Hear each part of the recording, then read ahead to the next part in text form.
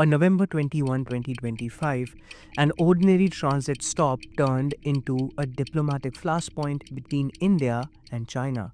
28-year-old Prema Wangjom Thongdok, an Indian citizen from Arunachal Pradesh and a London-based regulatory consultant, was supposed to be flying from London to Japan with a scheduled 3-hour layover in Shanghai.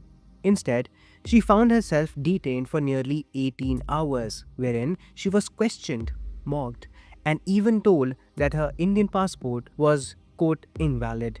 All because it listed Arunachal Pradesh as her birthplace. 4 days later, on November 25, the Chinese Foreign Ministry formally denied that she had been harassed or detained at the Shanghai airport.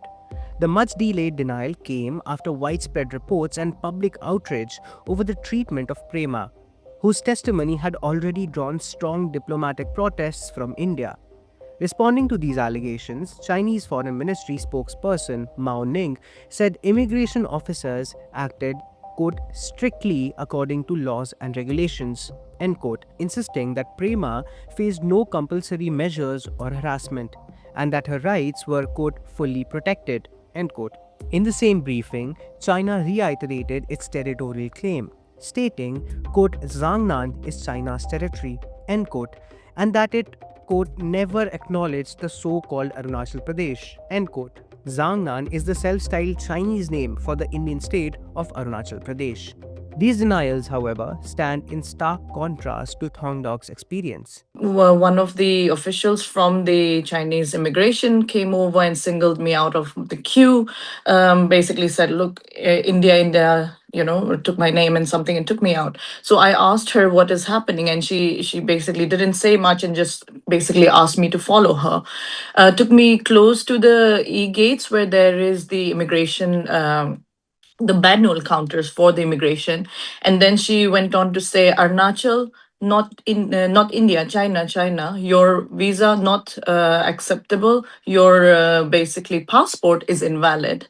Very confusing moment, obviously, because never heard of that before. We obviously are a proud Indian citizens, all residents of Arunachal Pradesh.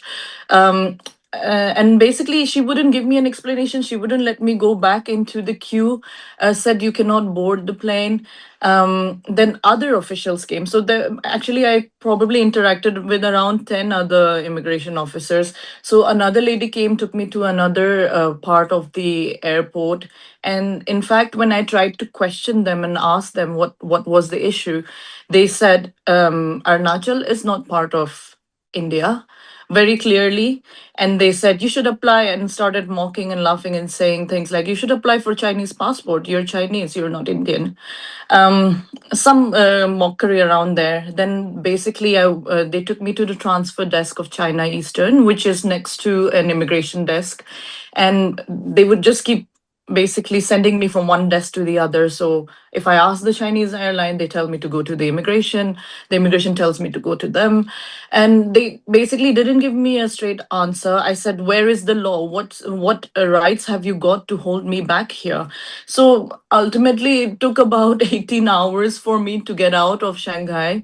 She was denied boarding on her original flight, despite a valid Japanese visa, and was told she would get her passport back only if she bought a new ticket on China Eastern Airlines, a majority state-owned airline in China.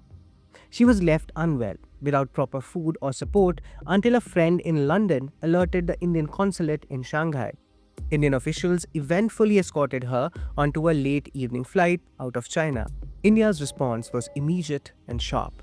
New Delhi issued a strong démarche, or a protest about the host government policy or actions, to China in both Beijing and Delhi on the same day the incident occurred. The Ministry of External Affairs reiterated that Arunachal Pradesh is an, quote, integral and inalienable part of India, end quote, and rejected any questioning of the citizenship of its residents.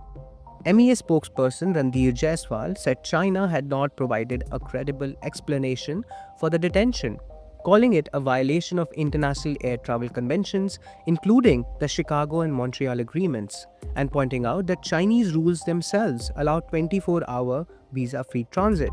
Officials described the grounds for her detention as ludicrous, especially at a time when both sides were attempting to stabilize ties post unprovoked Chinese aggression in 2021 and 2022 along the India-China border.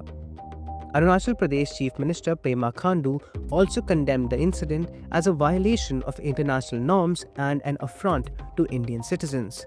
Thongdok has since written to the Prime Minister's office, calling the experience traumatic, humiliating, and financially damaging after being forced to miss her flight, rebook tickets, and lose her travel plans. Though she is now safely out of China, the diplomatic tension triggered by her ordeal continues. Even though China insists its officers acted properly, India maintains that its citizen was wrongfully detained and mistreated, as this diplomatic tussle between the Asian giants continues amid growing tensions. That's all for now.